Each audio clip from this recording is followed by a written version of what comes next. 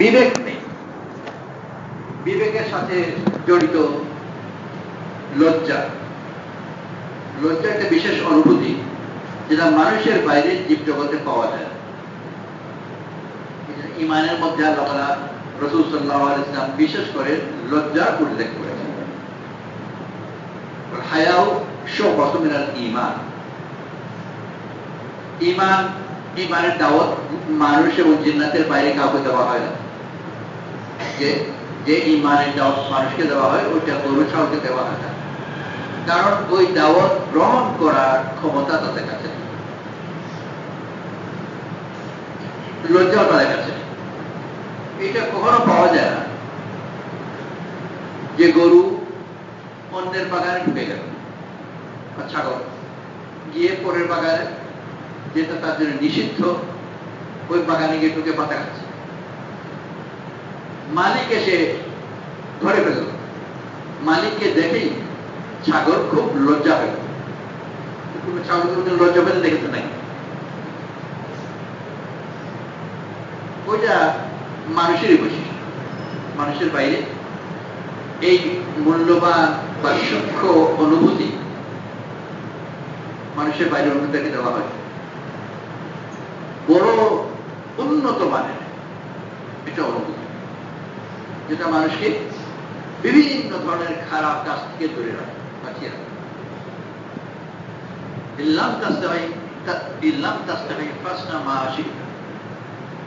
তুমি যদি লজ্জা না পাও, যা ইচ্ছা করতে পারো। লজ্জা নষ্ট হয়ে গেলে অনেক কিছু করতে পারে, যা ইচ্ছা করতে পারে। লজ্জায় তাকে বাধা দেয়। তো মানুষকে আল্লাহ তাআলা বিবেক দিয়েছেন। এটা গরু হাঁটতে গিয়ে বিড়ালের ছোট বাচ্চা ওর উপর পা ফেলে দিল, আর বাচ্চাটা একটা চিৎকার দিয়ে মরে গেল, পিষে গেল।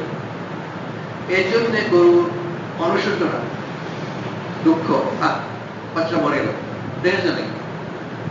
এই বোধ নেই, নির্বিকার হেঁটে চলে যাবে, এই বোধ তার নেই। মানুষের আছে। আল্লাহ তাআলা মানুষকে বোধ দান। সম্পূর্ণ দিনের সম্পর্ক প্রধানত তার বোধের সাথে। আমল পরবর্তী কথা। বোধের পরবর্তী ধাপ হচ্ছে চিন্তা, আর তারপরে সে আমল। মানুষ কোনো একটা জিনিস অনুভব করে, ইচ্ছা, অনুভূতি, এগুলো তার গভীরতম বলা যেতে পারে অনুভূতি বা আবেগ। প্রথম অনুভব করে। আমার আপনজন সম্বন্ধে খারাপ কথা, তাকে অপমান করব, আমার বাপকে, আমার মাকে অপমান করব, এটা গরুকে বোঝানোই মুশকিল। মুশকিল তো নয়, অসম্ভব। যে অমুক কৃষক তোমার বাপকে অপমান করেছে, প্রথমত বাপই কি তাই গরুকে বোঝানো মুশকিল।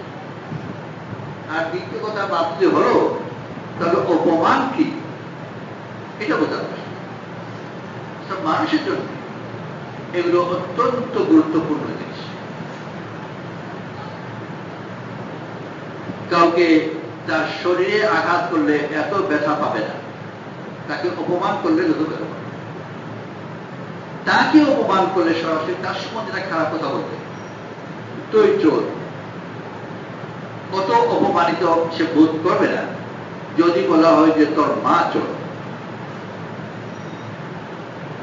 সম্পর্কের দুটো জিনিস সম্পর্ক, মান, অপমান, সম্পর্ক, আমার মা, আমার বাপ, এইসব জিনিসগুলো মানুষের অন্তরে বড় গভীর ভাবে পড়ছে।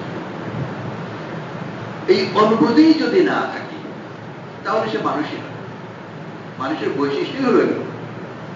মানুষ মাথায় শিং না থাকলে মানুষ হয়ে গেল তা তো না। তার ওই বৈশিষ্ট্যগুলো যদি না থাকে তাহলে সে মানুষ। আল্লাহ তাআলা আম্বিয়া আলাইহিস সালাম পাঠিয়েছেন প্রধানত তার এই বোধকে সতেজ করে তোলা, তারপর এটার শুদ্ধ প্রয়োগ শেখা।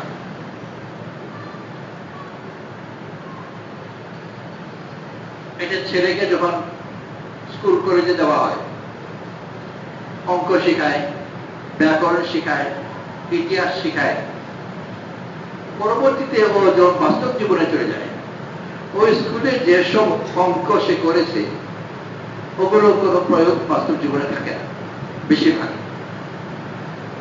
জ্যামিতি করলো, জ্যামিতিতে নানান ধরনের সব পদ উপপাদ্যগুলো প্রমাণ করলো, বাস্তব জীবনে কোন জ্যামিতির প্রয়োজন হয়?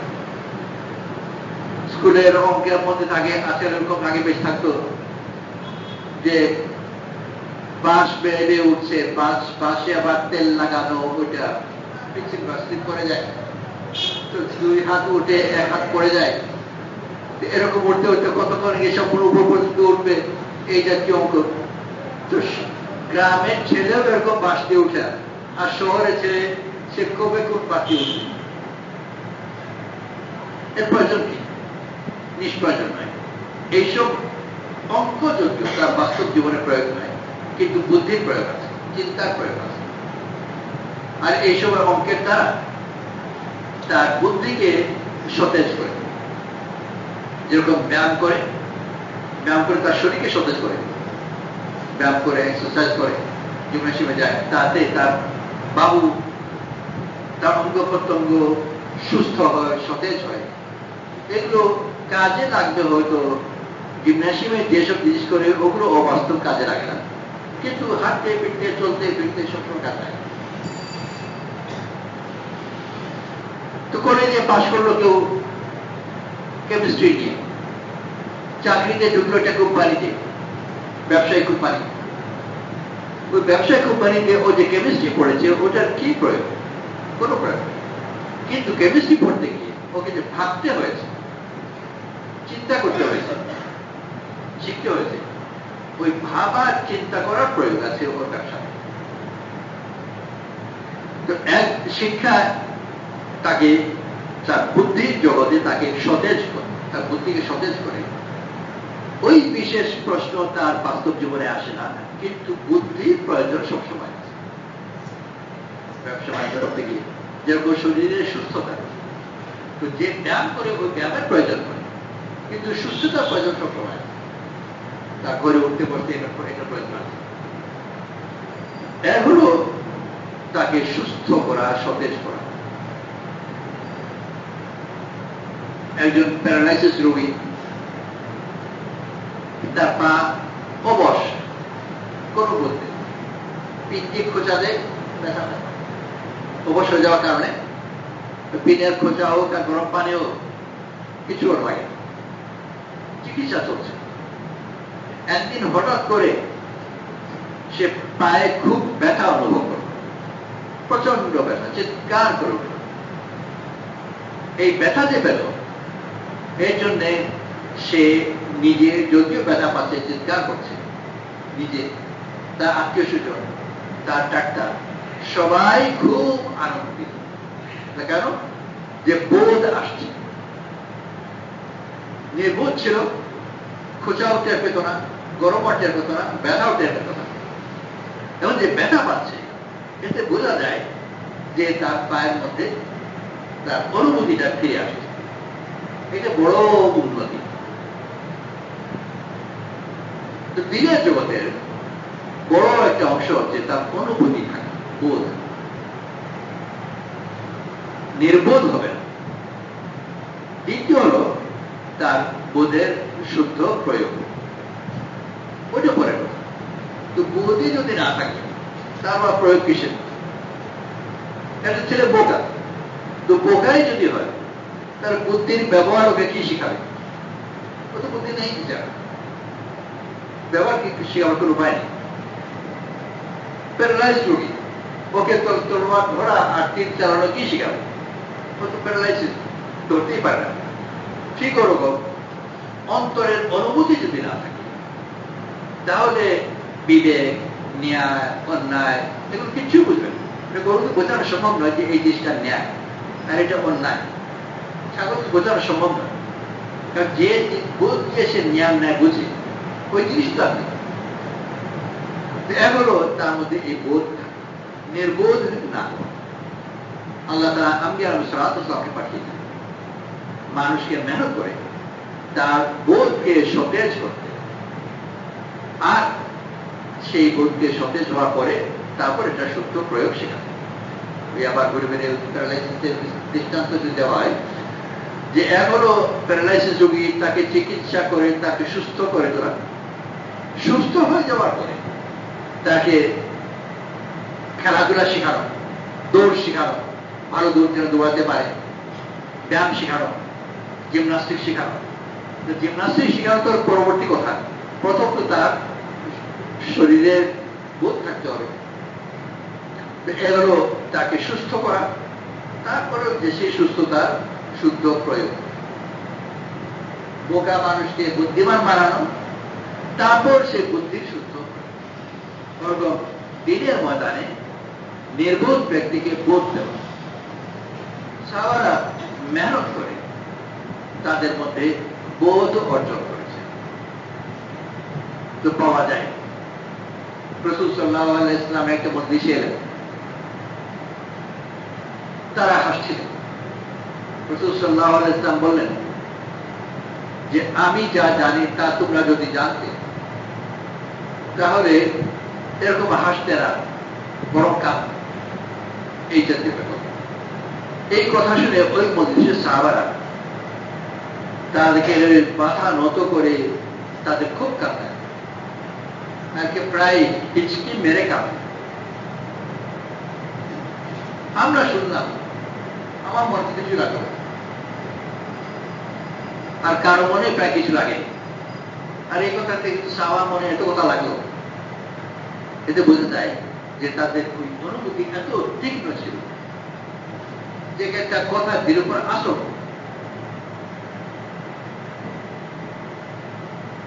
মানুষ কবর নির্ভূত হয়ে যায়, কবর ফুটে যায়, তো কবর ফুটছে, হাসি ঠাট্টা গল্প, বিড়ি সিগারেট চলছে। কারণ এই মানুষের মৃত্যুতে একটা বোধ যে থাকে, অভ্যস্ত হয়ে যাওয়ার কারণে ওই বোধটা প্রায় নষ্ট হয়ে গেছে বা কমে গেছে। অন্য একজন পথিক কারো কবর করা দেখে তার চিন্তা হয়, নিজের বোধ নষ্ট হয়ে যায়। তো সাহাবারা বড় তীক্ষ্ণ বোধের অধিকারী, আল্লাহ তাআলা তাদেরকে দিয়েছে, আর মেহনত করে যত্ন করে এটাকে গড়ে তুলেছে।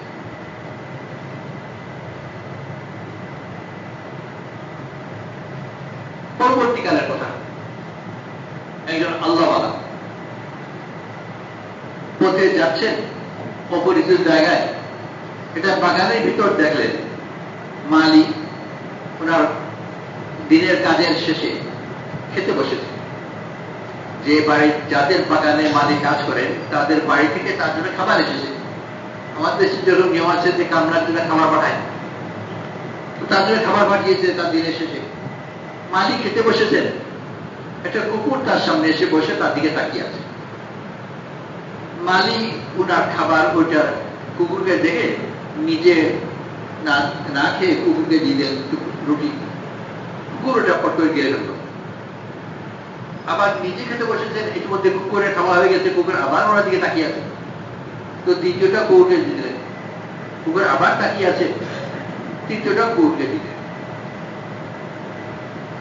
পথিক এটা দেখে বড় মুগ্ধ হলেন, মালির কাছে এলেন, এসে জিজ্ঞেস করলেন যে এই কুকুরকে কার? মালি বললেন যে এই কুকুর একাকার নয়, আমি একে চিনি না, ও যে সবসময় এখানে থাকে তা নয়, আজকে এসেছে, ও জানা। তো তুমি যে তোমার খাবার কুকুরকে দিয়ে দিলে, তো মালি বললেন যে আমার দিকে তাকিয়ে আছে আর আমি খাবো, আমার লজ্জা লাগবে, তোকে দিয়ে দিলাম। তো আরেকটা ওরকম তাকিয়ে আছে, তো তোমার তিনটেই তো শেষ হয়ে গেল। হ্যাঁ শেষ হয়ে গেল, একদিন নাই খেলাম, এমন খুব বড় ব্যাপার না। তো এই কথাও বড় আশ্চর্য লাগলো এবং সুন্দর লাগলো। তারপর মালিকে জিজ্ঞেস করলেন যে এই বাগান কার? বলেন ওসমান রাদিয়াল্লাহু বংশ করেন। আর তুমি কার? যে আমিও তাদের বংশ করেন গোলাম। যারা বাগানের মালিক তারা আমারও মালিক, আমি তাদের গোলাম। উনি গেলেন মালিকের কাছে, মালিকের কাছে গিয়ে বললেন যে আপনাদের এই বাগান আমি কিনতে চাই। মালিকরা এই কথা বলেননি যে বাগান আমরা বিক্রি করবো, কোনো ঘোষণা করেছি নাকি আপনি কিনতে এসে, তা নয়। বড় হয়েছিল এখন তো অপরিচিত লোক আমার বাগান কিনতে চায়, ঠিক আছে বিক্রি করে দিলেন। ওখানে সম্ভবত এই জিনিসই হবে যে একজন মানুষ আমার কাছে একটা জিনিস চাচ্ছে, আমার তো না বলতে লজ্জা লাগে, কেমন করে না বলতে, তো বাগান দিয়ে দিল। তারপর মালিকেও কিনতে চাইলেন, মালিও এই ব্যাপারে এখন একটু কথা হলো যে আমাদের অনেক দিনের সম্পর্ক, আমরাও তাকে ভালোবাসি, সেও আমাদেরকে ভালোবাসে, তাকে তো দিতে পারে, বাগান দিলাম ঠিক আছে। কিন্তু অনেক পীড়াপিড়ির পরে মালিকেও বিক্রি করে দিল, অনেক পীড়াপিড়িতে রাজি হয়ে গেলেন। ফিরে এলেন বাগানে, ফিরে এসে মালিকে বললেন যে এই বাগান আমি কিনে নিয়েছি, আলহামদুলিল্লাহ আপনার ক্রয় বরকত হোক। তোমাকেও কিনে নিয়েছে, আলহামদুলিল্লাহ বরকত হোক। আর তোমাকে স্বাধীন করে দিলাম, আজাদ করে দিলাম, আলহামদুলিল্লাহ আল্লাহ তাআলা আপনাকে আজাদ দান করুন। আর এই বাগান তোমাকে হাদিয়া করে দিলাম, আলহামদুলিল্লাহ আল্লাহ তাআলা আজাদ দান করুন। তো মুহূর্তের মধ্যে ছিল মালিক, পরের গোলাম হয়ে গেল বিশাল সম্পদশালী একজন মালিক। মুহূর্তের মধ্যে বড় বাগান, বড় সম্পদ শেষ হল। মালিক বললেন আপনি সাক্ষী থাকুন, এই বাগান আমি আমার আগের মালিকদেরকে দিয়ে দিলাম, আর আমিও আগের মতো মালিক থাকলাম। অল্প কিছুদিনের মধ্যে এই বাগানের গোলাম মালিক হয়ে গেল, আবার আগের মতো হয়ে গেল। এসব জিনিস আমাদের জন্য বোঝাই কঠিন।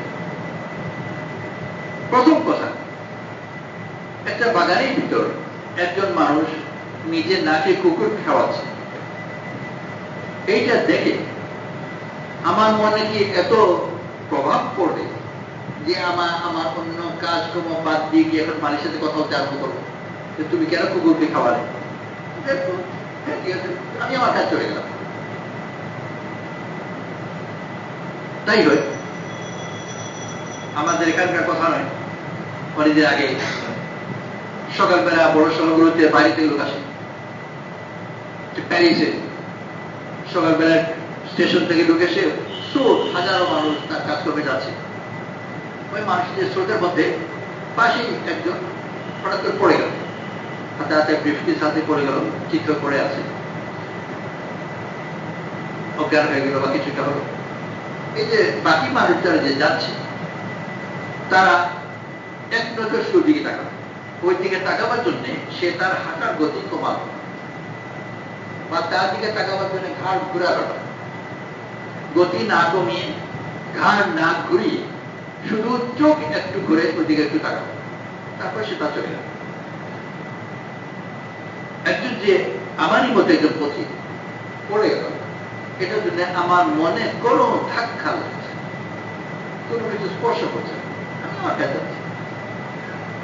এটা গরু যেরকম ওরই পাশে আরেক গরুকে জবাই করছে, আর এই গরু ওখানে নির্বিঘ্নে দাঁড়িয়ে আছে, চিৎকার করা, হইচই করা, পেরেশান হওয়া, যে বাকি গরুটা পাশে যে দাঁড়িয়ে আছে গরুটা, ওইটা গরু আরেক গরুকে জবাই করতে দেখে আর কিছু তো না পারলে লাফালাফি করতে পারতো, চিৎকার করতে পারতো, কিছু করছে না, ওটাকে তাকে স্পর্শ করছে না। ওকে যখন ধরে জবাই করতে আরম্ভ করে তখন সে ছটফটি করে, কিন্তু আরেক গরুর জবাই করা দেখে ও ছটফটি করে না, কারণ সে বুঝেও না, তার বোধ নেই। তো সাহাবাদের এবং তার পরবর্তীকালে ওলি আল্লাহদের এত বোধ যে তার কি সুবিধা হবে অসুবিধা হবে, তো এটা কুকুরকে খাওয়াচ্ছে, এইটা তার মনকে তো স্পর্শ করবে যে এত বড় বাগান, ওইটা ছোট কত দাম, কত ছোট বাগান, বরং এই মালিক এই কুকুরকে দেওয়া এটাই তার কাছে এত মূল্যবান জিনিস মনে হলো যে গিয়ে বাগান কিনে মালিককে কিনে মালিককে আজাদ করে সম্পূর্ণ বাগান মালিক কাছে দিয়ে দিলেন। এটা বোঝা যায় যে তাদের ওই যে অন্তরের বোধ যেটা বড় তেজ, প্রচন্ড ভাবে অনুভব। আল্লাহ তারা এক নিয়ামত আল্লাহ দেখে দিয়েছেন যে প্রত্যেক জিনিসের ব্যাপারে তার প্রবল বড় তীক্ষ্ণ অনুভূতি থাকে। আমরা দেখি অনেক সময় রাস্তার পাশে দোকান আছে, দোকানে খাওয়া দাওয়া করলো, খেয়ে তারপর কুলি ফেলবার সময় ওখানে কুলি ফেললো, কুলি একটা দিয়ে পড়ে গেল, শুয়ে ছিল কুকুরের গায়ে শীতের সময়। তো যে কুলি ফেলেছে শীতের সময় কুকুরের গায়ে গিয়ে পানি পড়ে গেল, কুকুরে একটু ঠান্ডা লাগলো। যে কুকুর কুলি ফেলেছে তার মনে কোনো ব্যথাই নেই যে আমি একটু কষ্ট দিলাম খাওয়া, এই জন্য একটু দুঃখ অনুশোচনা আর কাছে অন্যায় করলাম। এই জিনিস আমাদের মধ্যে লক্ষ্যটা করা হয়, পাওয়া যায় নেই। কখনো কখনো বড় আরো উল্টো খামাখাই গ্লাসের পানি, ঠান্ডা পানি ফেলে তুমি বেড়া যাবো, দৌড়ে চলে গেল, কেন কিছু নাই, ঠান্ডা। আহমদ রাফাই রহমতুল্লাহ আলাইহি বড় ওলি আল্লাহ ছিলেন। উনি নামাজে যাবেন, ওযু করে এসে দেখেন যে ওনার জামার আস্তিনে একটা বিড়াল শুয়ে পড়েছে, আর শুয়ে আবার ঘুমিয়ে গেছে। বিড়াল শুয়ে চোখ বন্ধ করতে ঘুমিয়ে পড়েছে। উনি এই জামা পরেই যাবেন, দ্বিতীয় জামা নেই, জামা ধরে টান দেন, বিড়ালের ঘুম ভেঙে দেন। আমার কারণে একটা বিড়ালের কষ্ট হলো, তাও করতে চাচ্ছেন না, দ্বিতীয় জামাও নেই। আস্তিন কেটে বিড়ালে যাতে অসুবিধা কষ্ট না হয়, আস্তিন কেটে ওই জামা পরে নামাজ পড়ে গিয়ে তারপর ফিরে এসে দেখলে বিড়াল চলে গেছে, আস্তিন আবার সেলাই করে জোড়া দিয়ে দিল। শিবলি রহমতুল্লাহ আলাইহি বাজার থেকে আটা এনেছেন, এনে দেখেন যে ওই আটার সাথে দোকানে একটা পিঁপড়া এসে গেছে। উনি চিন্তায় পড়ে গেলেন, ওই পিঁপড়ার আত্মীয় স্বজন আপনজন সবাই দোকানে, তো একা এখানে চলে এসছে, ও কোথায় থাকবে কি করবে, এই যে চিন্তা প্রেশারের মধ্যে পড়ে গেল। তখন এই কথা ভেবে ওই পিঁপড়াকে নিয়ে তার দোকানে গিয়ে রেখে, যেটা মানুষ সম্বন্ধে আমাদের কোনো অনুভূতি নেই, একটা পিঁপড়া সম্বন্ধে, একটা বিড়াল সম্বন্ধে তার অনুভূতি, যে তার অসুবিধা যেন না হয়, তার কষ্ট যেন না হয়। তো প্রথম কথা এই বড় সতেজ তীক্ষ্ণ অনুভূতি ছিল, আর সেই অনুভূতিকে শুদ্ধ প্রয়োগ শিখিয়েছেন যে কোন জিনিস আমার ভালো লাগে। তো সাহাবাদের প্রশংসা করেছেন আল্লাহ তাআলা বলে, ওয়ালাকিন্নাল্লাহা হাব্বাবা ইলাইকুমুল ঈমানা ওয়া যায়্যানাহু ফি কুলুবিকুম ওয়া কাররাহা ইলাইকুমুল কুফরা ওয়াল ফুসুকা ওয়াল ইসয়ান উলাইকা হুমুর রাশিদুন। আল্লাহ তাআলা ঈমানকে তোমাদের মনের ভিতর প্রিয় বানিয়েছেন। এগুলো ভালো কাজ করো, আর এগুলো ভালো কাজ করতে ভালো লাগা, ভালো করা ভিন্ন, ভালো লাগা ভিন্ন। তো সাহাবাদের শুধু যে ভালো কাজ করতে তা, ভালো কাজ করতে ভালো লাগত, ঈমান প্রিয় ছিল। তো সুন্দর আমল করলে তার সুন্দর আমল তার মনের ভিতর সুন্দর অলঙ্কৃত, তোমাদের দিলের ভিতর আল্লাহ তাআলা ঈমানকে অলঙ্কৃত করে দিয়েছে।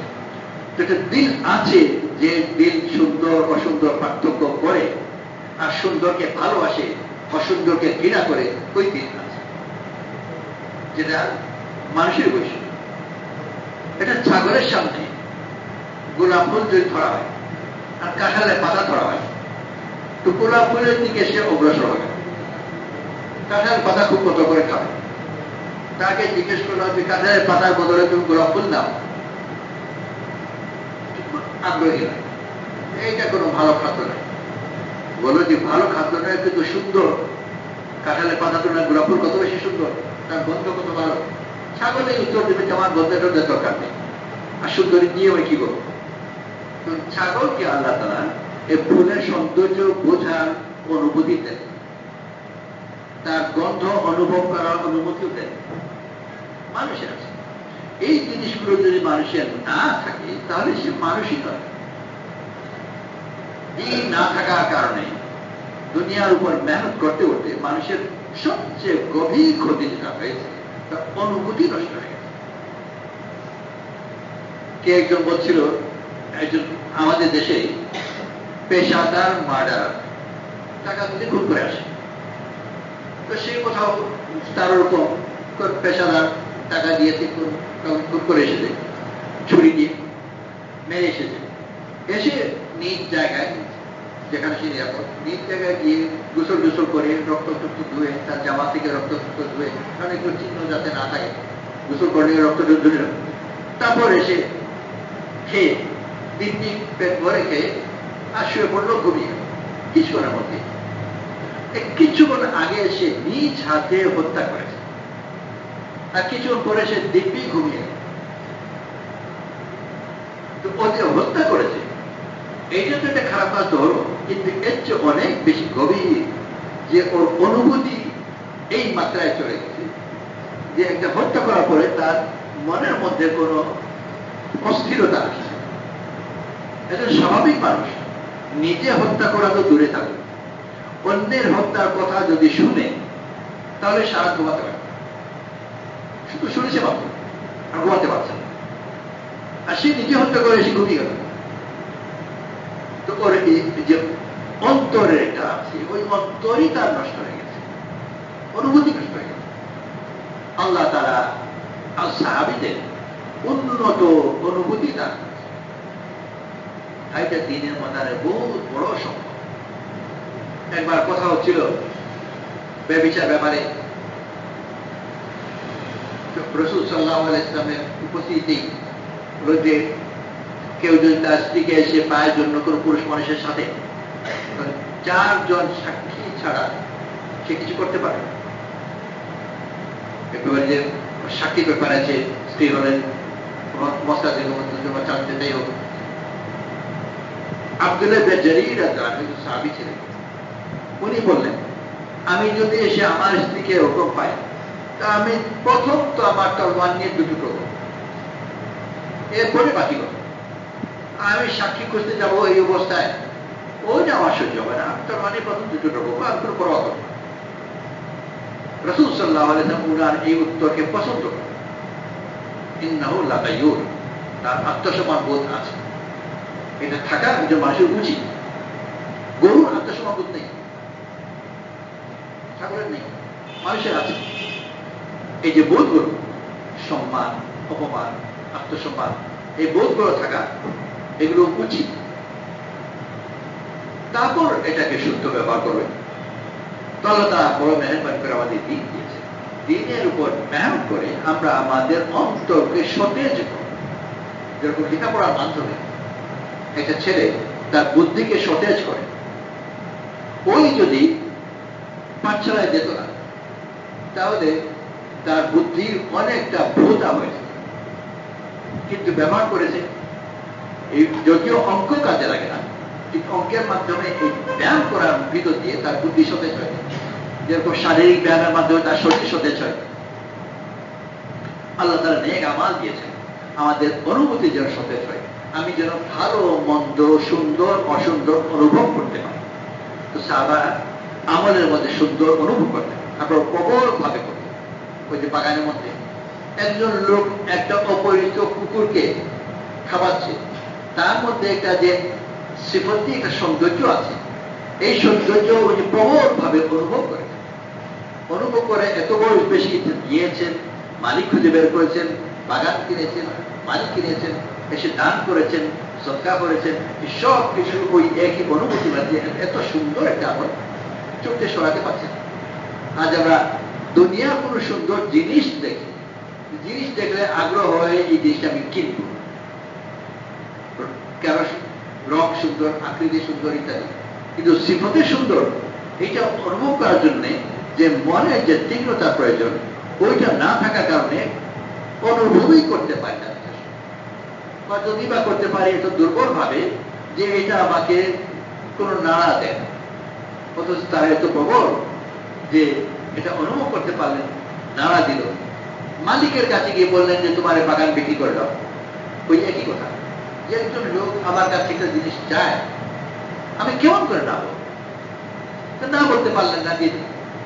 অথচ কোন ছোটখাটো জিনিস নয়, বহু মূল্যবান বাগান, কিন্তু যে অনুভূতি আমার একজন যাচ্ছে, আমি কেমন করে না বলি, এই হায়া, এই অনুভূতিগুলো, এইগুলো সাহায্যে বহু বড় সম্পদ। আমার জানো এই নির্জন জায়গায় গিয়ে একজন মহিলাকে পেলেন, এটা পাতিলের মধ্যে পানি গরম করছে, নিচে আগুন, বাচ্চারা কাঁদছে। বাচ্চারা কেন কাঁদছে? খোদায়। এখানে কি কিছু না, মন ভোলাবার জন্য দিয়েছি যাতে বাচ্চারা কিছু কান্নাকাটি করে বসে ঘুমিয়ে দেয়। আমরা ফিরে এলেন, বাইতুল মালে এসে বস্তার মধ্যে আটা, চর্বি, খেজুর, আরো কিছু জিনিস নিলেন, বস্তা বললেন, ঘরে ওনার খাদিম আসলামকে বললেন, এটা আমার পিঠে তুলে দাও। আসলাম বললেন, আমি বহন করবো। উমর বললেন, না, আমার পিঠে তুলে দাও। আবার বললেন, আমি বহন করবো। না, আমার পিঠে। মানলেন না, নিজের পিঠে করে নিয়ে গেলেন। খলিফা হিসাবে, আমিরুল মুমিনিন হিসাবে প্রজাদের দেখাশোনা করা, তার খাবার পৌঁছানো ওনার দায়িত্বের মধ্যে আসে। নিজ পিঠে নিয়ে যাওয়া এটা দায়িত্ব নয়, নিলেই হলো, অন্য কাউকে করালেই হলো, আমার নিজে পিঠে নিয়ে যেতে হবে, ওটা দায়িত্ব। বাপ অসুস্থ, বাপের দেখাশোনা করবার জন্য বেতন দিয়ে খাদিম রেখেছে, বিছানায় পেশা পায়খানা করে দেন, খাদিম আছে, ভালো বেতন দেওয়া, তার যত্ন করা হয়, যে এই কাজগুলো করো। খাদিম যদি কাজ করে তো বাপের প্রতি ছেলে যে দায়িত্ব ওটা আদায় করে। খাদিম দেখাশোনা করছে, খাদিমকে দেখেছে, খাদিম ঠিক যত্ন করছে, বাপের কষ্ট না হয়, ধুয়ে দেয়, পরিষ্কার করে দেয়, দুর্গন্ধ না হয়। আরেক ছেলে খাদিম আছে তার, কিন্তু পেশাব পায়খানা করে যখন জামা কাপড় ময়লা হয়ে যায়, খাদিম নিজে এগিয়ে আসে, এটা আমি এগুলো দেবো, ছেলে বলে না, আমি করবো। খাদিম বলতে আমাকে রাখাই হয়েছে এই কাজের জন্য, আমি এই জন্য বেতন পাচ্ছি, আমি এটা করবো, আমাকে দেন করতে। ছেলে বলে না, ঠিক আছে, তোমাকে রাখা আছে ভালো, এটা আমি করবো। বেশি পিড়াপিড়ি করে বলে যে আমার বাপের ময়লা আমি সাফ করবো, তুমি কেন করবো, এটা আমার অধিকার। দায়িত্ব বলে না, এটা আমার অধিকার, আমার বাপের ময়লা আমি পরিষ্কার করবো। এটা সে তার তার বাপের প্রতি যে তার ভালোবাসা, বাপের প্রতি তার শ্রদ্ধা, আর ছেলে হিসেবে তার যে অনুভূতি, এই অনুভূতি তাকে বাধ্য করে যে আমি নিজ হাতেই করব। তো এই যে এটা অনুভূতি, এটা বড় মূল্যবান, বড় গভীর অনুভূতি। শুধু এটা দায়িত্ব পালন না, এটা অনুভূতি, যেটা আমিই করবো, তুমি কেন করো। তো নিজ পিঠে করে নিয়ে গেল, তাদেরকে খাওয়ালেন, খাওয়ানোর পরে ফিরে চলে আসছে, কিছু দূরে এসে বসল। বাচ্চারা তখন খাওয়া দাওয়া করবে, পেট ভরেছে, খুব আনন্দ ফুর্তির মধ্যে খেলাধুলা করছে আর হাসছে। উমর কিছুজন দূরে এসে বসে পড়লেন, আর ওদিকে তাকিয়ে আছে। আশ্রমকে বললেন, এই বাচ্চাদেরকে আমি কাঁদতে দেখেছি, আমার মন চায় কিছুক্ষণ এর থেকে হাসতে দেখি। এদের বন্দোবস্ত করে দেওয়া তো দায়িত্ব ছিল, বন্দোবস্ত হয়ে গেল, চলে আসে।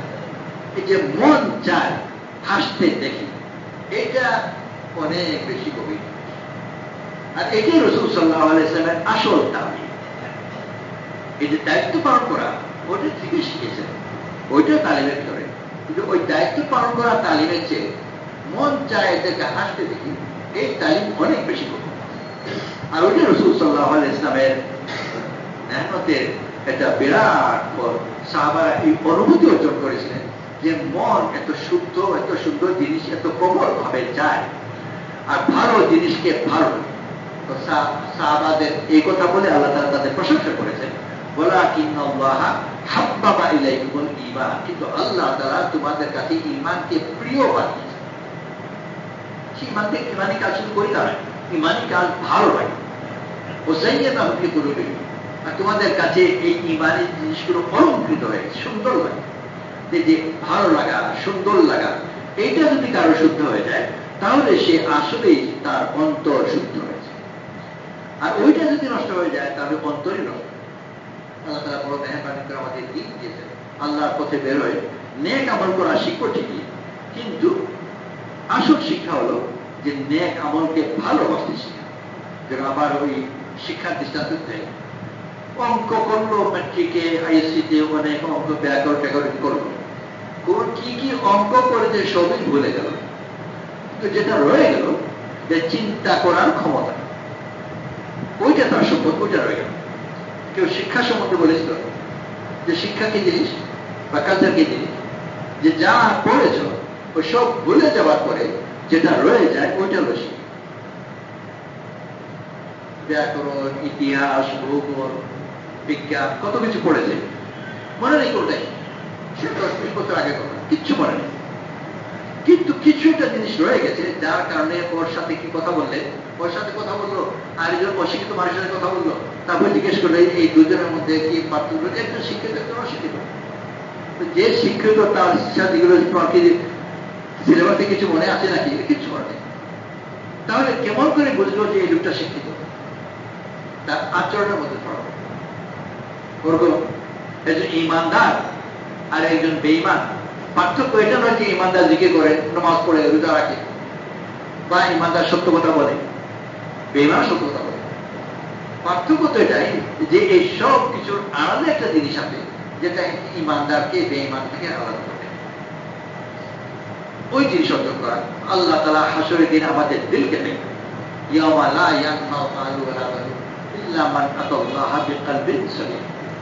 আমাদের সামনে একটা দিন আছে, তার সম্পদ, তার সন্তান কেউ তাকে বাঁচাতে পারবে না, শুধু একটা শুদ্ধ সুন্দর দিন আল্লাহ তাকাবেন এই দিলের মধ্যে তার উন্নত অনুভূতি আছে কিনা, সে সুন্দরকে সুন্দর দেখা জানে কিনা, অসুন্দরকে অসুন্দর দেখা জানে কিনা, সুন্দর দিকে সে আকৃষ্ট হয় কিনা, সুন্দর তার কাছে ভালো লাগে কিনা, অসুন্দর তার কাছে ঘৃণা লাগে কিনা। এইটা আলাদা আমাদেরকে এই বুঝ দান করুন, এই বোধ দান করুন, যেন আমাদেরকে ভালো, যেন আমাদের কাছে ভালো লাগে। ভালো কাজ করে নেওয়া সহজ, কিন্তু ভালোকে ভালো লাগা ওটাও বেশি। আর ইমানের ভিতর দিয়ে আমাদের প্রতি আলোচনা দান করবে ইনশাআল্লাহ। আমরা সবাই নিয়ত করি আল্লাহ প্রতি বেরোবো, সময় লাগাবো, মেহনত করবো, আর আমি আমার অন্তরকে শুদ্ধ সুন্দর করে দেবো। পুরা দুনিয়ার মানুষকে এই শুদ্ধ সুন্দর অন্তরের দাও। আমার অনুভূতি যেন সুন্দর হয়, শুদ্ধ, নির্বোধ যেন না। নির্বোধ হওয়া বড় ক্ষতি। আমি কিছু অনুভব করি না, ভালো মন্দ অনেক বলি যে এগুলো তো আমার তবলিগের মধ্যে খুব প্রচলিত কথা, তবলিগের মধ্যে প্রচলিত কথা, বিদাতদের মধ্যে এই কেন্দ্র কথা প্রচলিত। একটা কাজ করছে, কেউ জিজ্ঞেস করে এই কাজের তুমি করছো, এটা তো শুদ্ধ নয়, সেটা মুরব্বীরা জানে। মুরব্বী জান তুমি গরু না কুকুর না ছাগল না ভেড়া, আল্লাহ তোমাকে মানুষ বানায়নি। যদি নিজেকে তুমি ও মানুষ বানিয়ে ফেলবে, তো আল্লাহ তাআলা যে তোমাকে এত বড় নিয়ামত দান করলেন, এই নিয়ামতের এর চেয়ে বড় অস্বীকৃতি আর কি হতে পারে যে তোমার বোধকে তুমি অস্বীকার করবে। আমি ভালো মন্দ কিছু বুঝি না। এটা কুকুরকে কারো দিকে লেগে দিল, মালিকের লেনকে দেওয়ার কারণে কুকুরকে তাকে কাপড় দিল। কুকুরকে জিজ্ঞেস করা হলো যে তুমি যে কাপড় দিলে এই লোকটাকে, ও কি অন্যায় করেছে? আমি যাই না, তো না জেনে তুমি কাপড় মেরে দিলে, তো ওটা আমার জানার দরকার। তো কার জানার দরকার? মালিকের জানার দরকার। মালিক আমাকে লেন দিয়ে আমাকে কম মারল। এই উত্তর কুকুরের জন্য ঠিক আছে, কারণ কুকুরের বিবেক বুদ্ধি নেই, ভালো মন্দ বিচার করতে পারে। কিন্তু মানুষ যদি একই ধরনের উত্তর দেয় যে আমার মুরব্বী আমাকে লেলিয়ে দিয়েছে, আমি তাকে গিয়ে মারলাম, এটা তো মানুষের উত্তর হল। নিজ বুদ্ধিতে বিচার করে যে অন্যায় থেকে সে মারল কথা, সে বিচার ভুল হতে পারে। আমি মানলাম কেন? যে আমি মনে করি তাকে মারা উচিত, এই মনে করে তার ভুল হয়েছে, কিন্তু নিজ সিদ্ধান্তে মেনেছে। তো সে ভুল করেছে, কিন্তু মানুষের মতো ভুল করেছে। মানুষ অন্যায় করতে পারে, কুকুরের মতো ভুল নয়। কুকুর তো অন্যায় করে না, ন্যায় বোধই তার নেই। তার বোধকে অন্যের হাতে দিয়ে দিল, সে তো তার মানুষকে আর মানুষের আচরণের মধ্যে রাখে। মানুষের মধ্যে বড় জরুরি সে তার বিচারকে যেন অন্যের হাতে দিয়ে না। রাসূল সাল্লাল্লাহু আলাইহি ওয়াসাল্লাম এক জামাতকে একবার পাঠালেন, জামাতের আমির খড়ি সংগ্রহ করে আগুন লাগালেন, আর মামুরদেরকে বললেন এই আগুনে ঝাঁপ দাও। আমির কেউ আমিরের কথা মানলেন না, সাহাবারা সাহাবারা ছিলেন, আগুনে ঝাঁপ দিলেন না। ফিরে এসে সম্পূর্ণ কথা রাসূল সাল্লাল্লাহু আলাইহি ওয়াসাল্লামকে শোনালেন। রাসূল সাল্লাল্লাহু আলাইহি ওয়াসাল্লাম বললেন, ওই আগুনে তোমরা যদি ঝাঁপ দিতে তাহলে ওখান থেকে কোনদিন বেরোতে না, ওইটা জাহান্নামের আগুন ছিল। বড় কঠিন পরীক্ষা। আমিরকে মানার ব্যাপারে কোরআন শরীফে আয়াত আছে, এক আয়াত অনেক আয়াত, হাদিস শরীফে আদেশ আছে, এক হাদিস অনেক হাদিস। না মানার ব্যাপারে কোরআন শরীফে আমার জানা মতো একটা আয়াত নেই, হাদিস শরীফে একটা হাদিসও নেই। আর আল্লাহ তাআলা রাসূল সাল্লাল্লাহু আলাইহি ওয়াসাল্লামের হাত দিয়ে এমন এক পরীক্ষা করাচ্ছেন যে যেখানে একদিকে কোরআন শরীফের অসংখ্য আয়াত, হাদিস শরীফের অসংখ্য আদেশ, অন্যদিকে কি তোমার বোধ। তুমি নিজে বুদ্ধি বিবেচনা করে তোমাকে দেখতে হবে যে কাজটা সত্য কিনা। আমির বললেন আগুনে ঝাঁপ দাও, তাদের মন মানল না এটা সত্য হতে পারে, তার ঝাঁপ দিল না। আর পরীক্ষা তারা উত্তীর্ণ পাশ করে রাসূল সাল্লাল্লাহু আলাইহি ওয়াসাল্লাম বড় প্রশংসা করে বললেন যে যদি তোমরা ওই আগুনে ঝাঁপ দিতে তার ওখান থেকে কোনোদিন বেরোতে পারবে। অথচ রাসূল সাল্লাল্লাহু আলাইহি ওয়াসাল্লাম তাদেরকে জামাতে রওনা করে দেওয়ার আগে এই ব্যাপারে কোনো ধরনের কোনো সতর্কতা দেন এই কথা বলেননি, কিন্তু হুঁশিয়ার করে চলবে আমির কিন্তু একটু মাথা খারাপ আছে বা বুঝে সুঝে শোনো, না বুঝে একটু উল্টা পাল্টা কাজ করবে, কোনো ধরনের সব তোমার যেভাবে সেভাবেই গেছে। আমিরকে মানার নির্দেশ সব সবার সাথে আছে। কিসের পরীক্ষা হবে যে তোমার বোধ একটা জিনিস থাকা উচিত, ওইটা যেন না। গ্রামের লোক ঢাকায় গিয়ে বড় হোটেলে খাচ্ছে,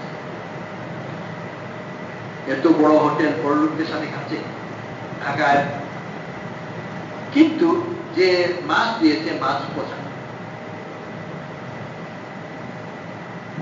ওর গন্ধ লাগলো পচা।